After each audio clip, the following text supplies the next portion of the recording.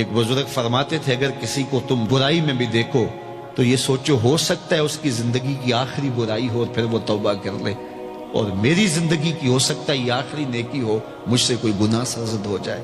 کتنے لوگ ہیں جو مرتبہ کمال پہ پہنچے لڑک گئے، بڑے بڑے لوگ تھے لیکن انجام ٹھیک نہیں ہوا۔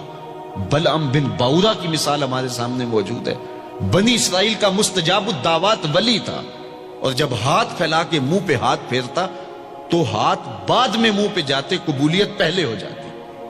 لیکن اسی کے بارے میں قرآن نے کہا نا، مثلہ کمثل الکلب، اس کی مثال کتے کی مثال ہے۔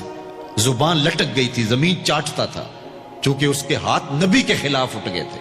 اس نے سمجھا تھا میں مستجاب الدعوات ہو گیا ہوں، اب جو چاہوں جس کے بارے چاہوں بد دعا کر دوں، لیکن بد دعا اپنے حق میں نکل گئی، زبان لٹک گئی۔ اس لیے میاں صاحب بولے، پڑھنے اتے مان کرینا نہ آکھی میں پڑھیا، او جبار کہار صداوے متا روڑ دیوے دودھ کڑیا۔ تو اس لیے ہر وقت ڈرتے رہو۔ ابھی ملیکہ کہتے ہیں میں نے 30 اصحاب رسول سے ملاقات کی ہے، 30 اصحاب رسول سے، تو میں نے ہر شخص کو فکر مند پایا ہے، وہ کہتے تھے ہمارا انجام ٹھیک ہو جائے، انجام ٹھیک ہو جائے۔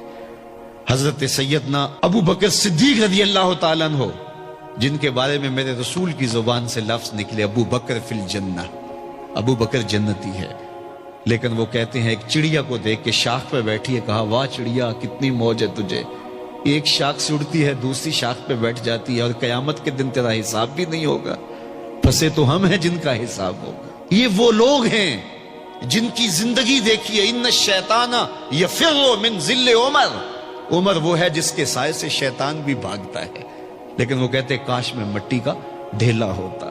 اللہ اکبر۔ حضرت عمر کہتے ہیں کہ اگر برابر سرابر بھی چھٹ گئے تو غنیمت جانیں گے، اگر برابر بھی چھٹ گئے تو پھر بھی غنیمت جانیں گے۔ یہ وہ لوگ ہیں جن کی زندگیاں تقوی سے عبارت تھی، اور اللہ کی خشیت جن کے سینوں کا نور تھا اور باطن کا سرور تھا۔ ہمارے بہت سارے معاملے اور بہت ساری خرابیوں کی جڑ یہ ہے کہ ہم نے اس دنیا کو اوڑھنا بچھونا بنا لیا۔ ایسے اس دنیا میں ہم زندگی گزار رہے ہیں جس طرح ہم نے اس دنیا سے کبھی جانا ہی نہ ہو۔ اس لیے دنیا کی بے رغبتی، دنیا کی بے رغبتی کا مطلب یہ نہیں ہے کہ ترک دنیا کیا جائے۔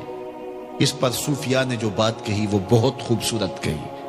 وہ کہتے ہیں کہ دنیا کے اندر ایسے رہو جس طرح کشتی پانی میں رہتی ہے، کہ کشتی پانی میں رہتی بھی ہے لیکن پانی کو اپنے اندر آنے بھی نہیں دیتی۔ تم دنیا میں رہو، دنیا تمہارے اندر نہ رہے۔ اگر تم دنیا میں رہو گے تو خیر ہے، اگر دنیا تمہارے اندر رہی تو پھر کچھ نہیں بچ پائے گا۔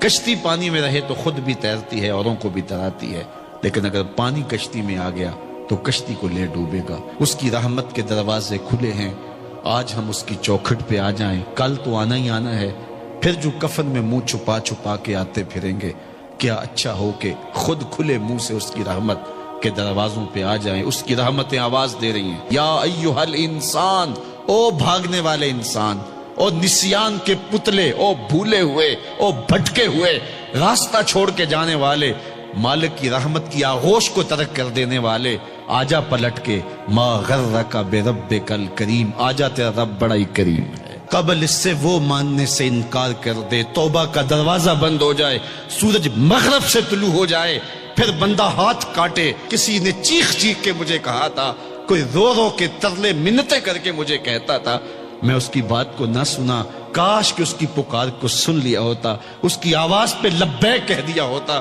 اور میں اس کے ساتھ چل پڑتا، اور وہ مجھے انگلی تھام کر محمد عربی کی چوکھٹ پہ پہنچا دیتا، تو آج یہ رسوائیاں میرا مقدر نہ ہوتی۔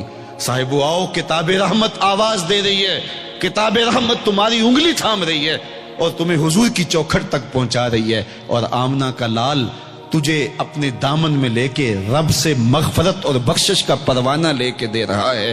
مجرم ہو تو منہ اشکوں سے دھوتے چلے آؤ، آؤ در تواب پہ روتے چلے آؤ، قرآن میں مذکور ہے بخشش کا طریقہ، سرکار کی دہلیز سے ہوتے چلے آؤ۔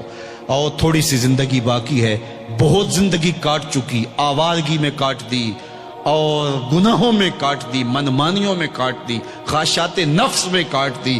آئیے ابھی سے اپنے اندر کو تبدیل کر لیجیے، اپنے احوال کی تبدیلی کا عزم مصمم کر لیجیے۔